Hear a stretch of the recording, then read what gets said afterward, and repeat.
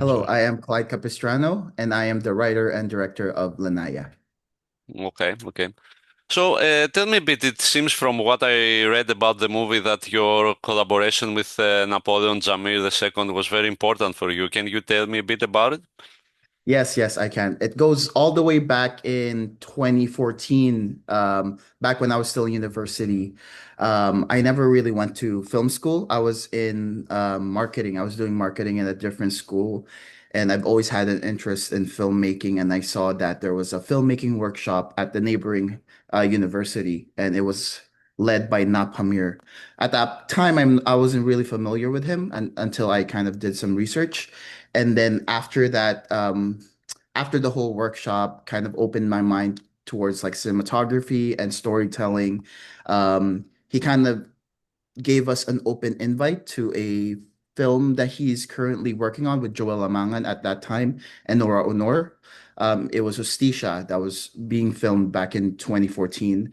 And yeah, I was the only one that showed up to one of the filmings from all of the students that attended that workshop. I was the only one that kind of showed up. And after that, we just kind of kept contact. So I kind of just tried to always kind of talk to him. Even though I moved to Canada in 2015, I still kind of added him on Facebook. And each New Year's or like holidays, I would always call him and we always kind of catch up. And I would always kind of tell him, oh, I'm working on a script, I'm working on this. Initially, I told him I'm working on a feature back in 2020 or 2019. And he told me, like, jumping straight to movies is a difficult thing, and he kind of gave me a suggestion to kind of start slow and start writing short films first. So that's what I did during the pandemic, when Canada was hit pretty bad, and a lot of the a lot of my work was kind of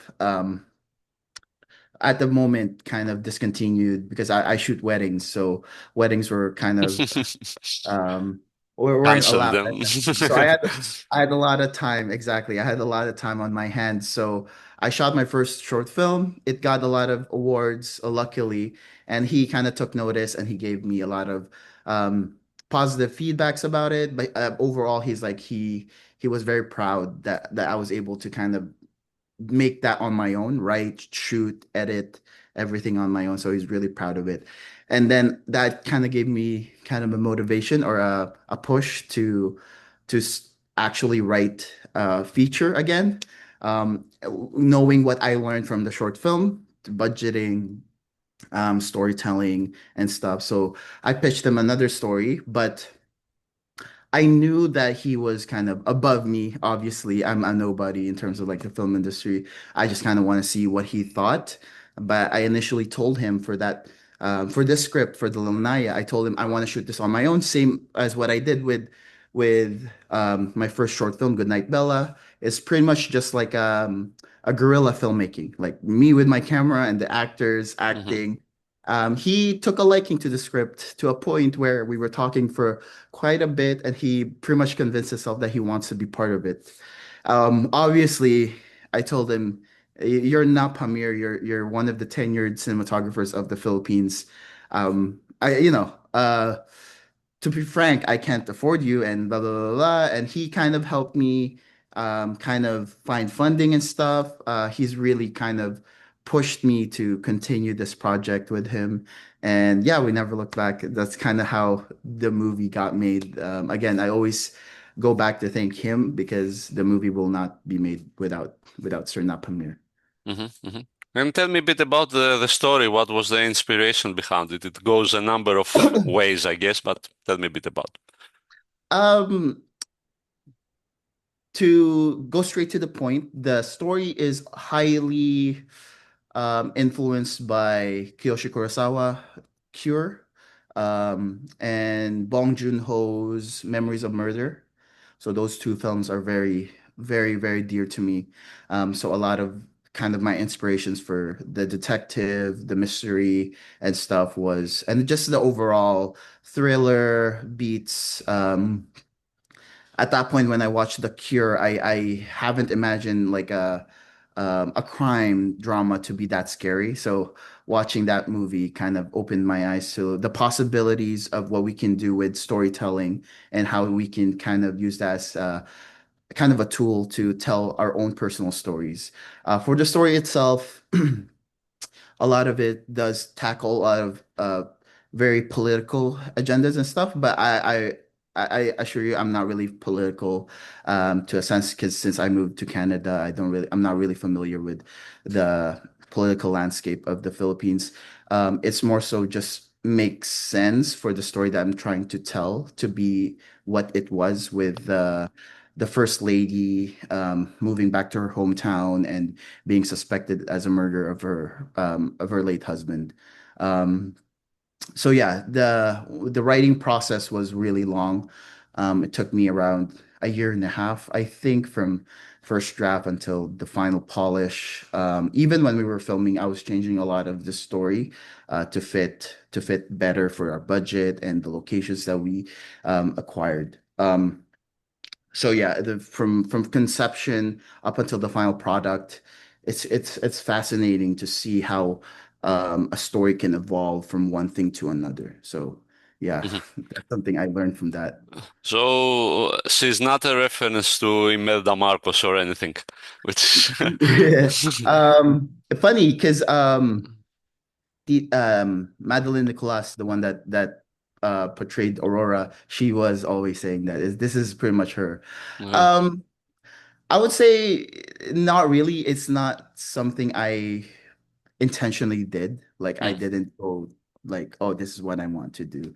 Uh, as you've noticed in the story itself, we didn't really tackle that much for the actual actions of the late president. We didn't really talk about it. It's more so what's happening at the moment. A lot of the times are just it's just being kind of a callback or mentioning what happened before. Okay, okay. And tell me a bit that the film mixes crime drama and coming of age. Tell me how you mix those two elements, and was this what you intended from the beginning? Coming of age one was, yeah, I would say yes.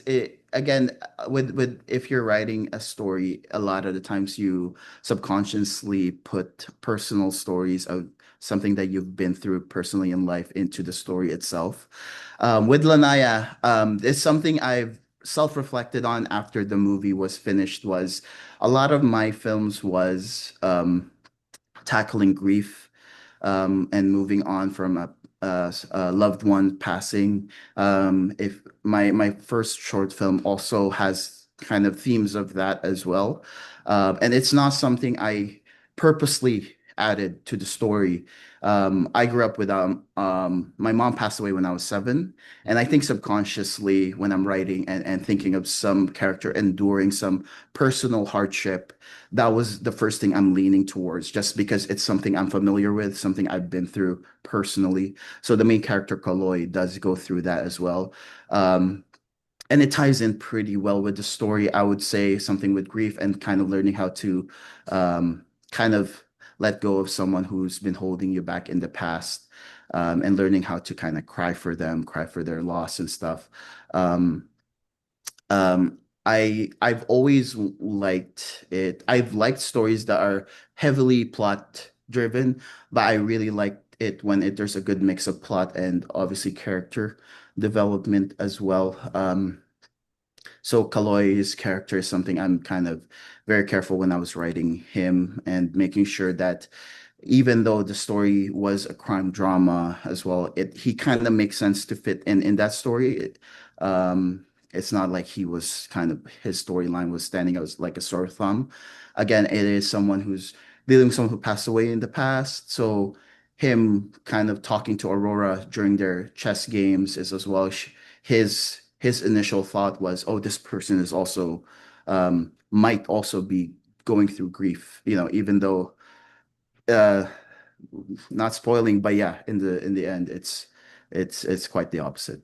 Mhm. So, in some ways, do you identify with Kaloy? Yeah, yeah, I would say some ways I would definitely identify with him. I've Hmm. had my personal struggles with grief as well, and kind of losing people that I love. Hmm. So Mm. And tell me a bit more about Aurora. Let's say you meet her one day. What would be your opinion of her, let's say? Aurora, to be honest with you, Aurora was the hardest to write. She was definitely out of my wheelhouse in terms of character. The way she speaks is not something I'm familiar with because obviously as a writer, you need to be empathetic towards your characters. Um,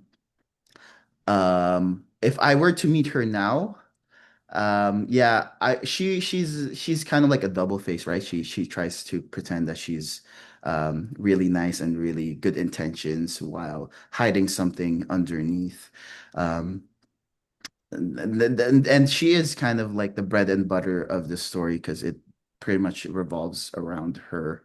Um, and Aurora's character took such different turns in each iteration of the script that I made because a lot of the times I didn't know what to do with her as well because it's very difficult to again empathize with someone like that.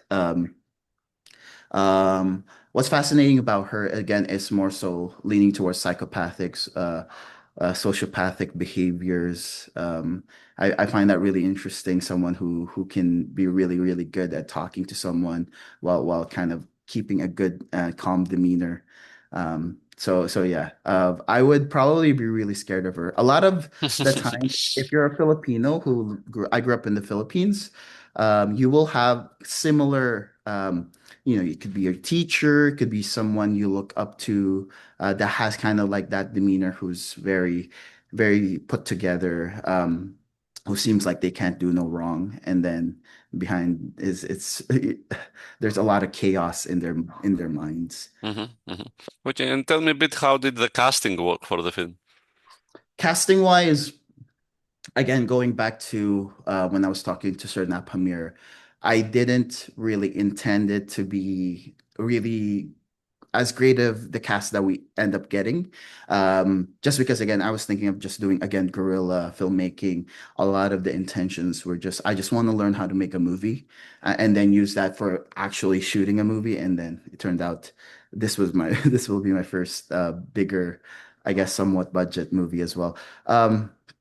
So I was posting on Facebook.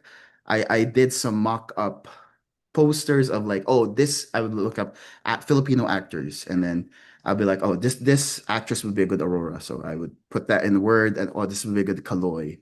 And then I would just put the descriptions, and I would go on Facebook and go to groups that are casting and stuff. And I'm like, hey, I want to make a movie. Please send me a DM and send it to this email. And yeah, I got the opportunity to kind of talk to a lot of interesting actors, interesting people. A lot of the times, for the casting itself for Kaloy, I think he took the biggest changes in terms of who I was casting. Initially, there was a bigger actor that was going to play, and then we shifted, and then we got someone who was more, I guess, theater oriented. And then he kind of um, I think canceled a few weeks, 2 weeks before the principal photography. Oh. So we had to kind of scramble and find Sean Salvador. Sean was already in my top three, anyways. When you're casting, you save I recorded similar to what we're doing right now on Zoom. I record the calls, kind of make them speak the scripts. And I found that Sean Salvador had a really good speaking voice. And then when he spoke the lines, it felt real. So I took notice of that and put him really top of my queue of like, okay, he would be a good Kaloy. Um, and then the others were really big help was my line producer. So Evangeline Torsino. I was doing it on my own for first, like everyone. I was casting it like handpicked by me. Like, okay, this and that. Pretty much just like a lot of theater actors, a lot of first time, second time actors. So it's really risky. And she said, yeah, you gotta get someone who has really good experience. So she helped me kind of filter those actors. And she's like, okay, you gotta choose from this and this.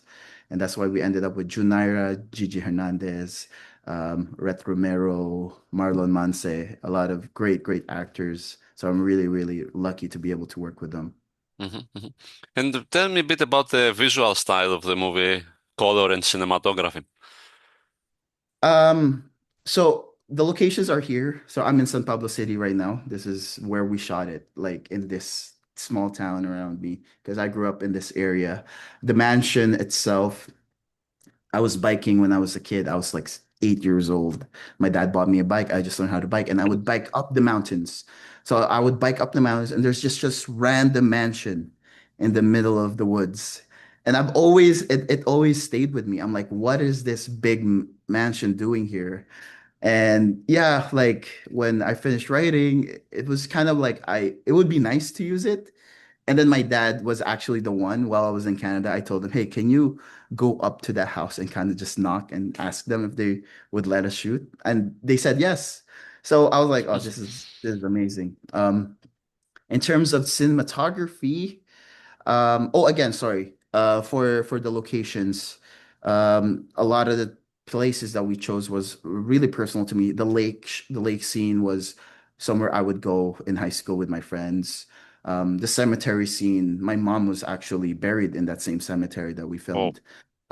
Yeah, so a lot of it is deeply personal. Cinematography wise, um, I was like I'm at a point where I'm slowly appreciating wider set pieces, like 35 to 16 millimeter lenses.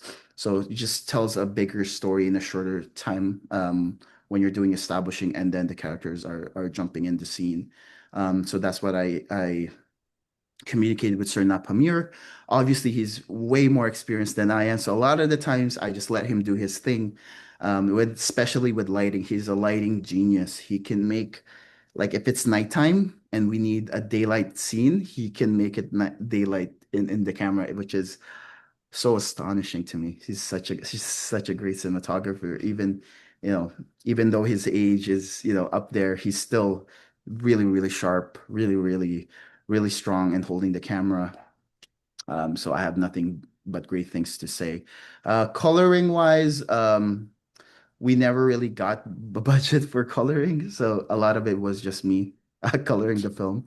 I have a small experience in coloring, but nowhere near as good.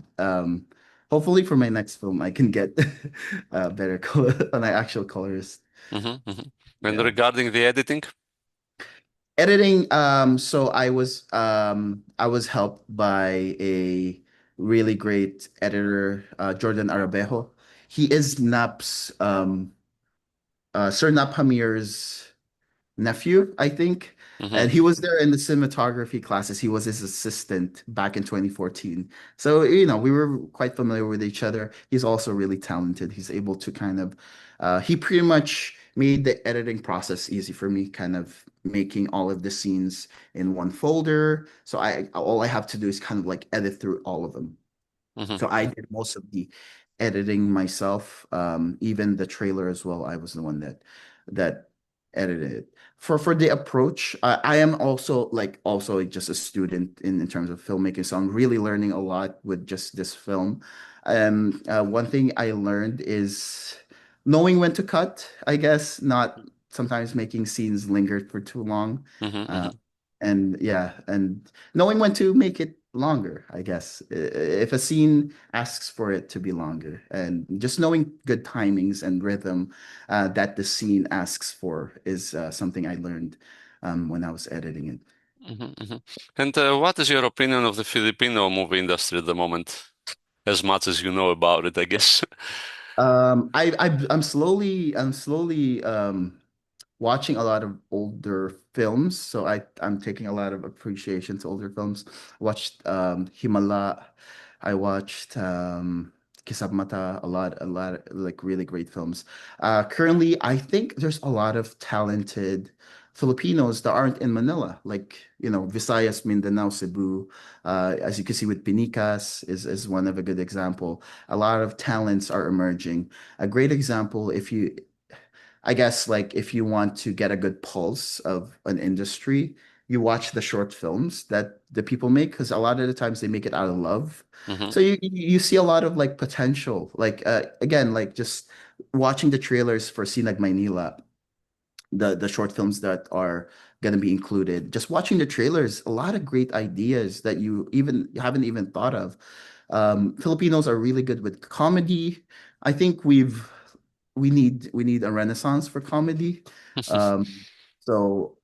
Watching those short film trailers, I'm kind of looking forward to watch a lot of them because a lot of them had a lot of good comedic beats, as well just dealing with a lot of Filipino-centric problems, again, like social political stuff. Um, Again, for a lot of them, this is just for making it out of the love of the craft rather than trying to say something that is bigger than them. So, yeah, I think I have a good. I think the next few years is going to be great for the industry. I'm really looking forward to see what other great films are going to come out. Hmm. And for you, next projects? Next project I'm currently writing two scripts. One is lower budget and then one is a bigger budget. And it's more personal to me. Literally like I'm taking stories out of my own life and kind of injecting it to these characters. Hoping to finish the outline and the summary by the time I go back to Canada. Um, Hopefully I get some eyeballs to kind of read through it and give their opinions. Um, yeah, I just can't wait. I wrote Lanaya 2023, so it's been a while. Um, for me, I just want to jump back in. It's the whole filmmaking experience was it's so surreal. It's such a good memory to me, even though we had long nights sometimes, didn't sleep. Um, I have nothing but great memories, even though sometimes it's hard, but it's meaningful. It's a good hardship to have. Just seeing all those people with me trying to create something that I believe in and then they believe in is it's nothing short but a miracle in my opinion. So I can't wait to make my next project. Hmm. Okay. Well, I guess that's it. Thank you very much for your time. Thank you so much. Thank you so much, Panos. It's a real pleasure. Hmm. Thank you. Okay. Just a moment.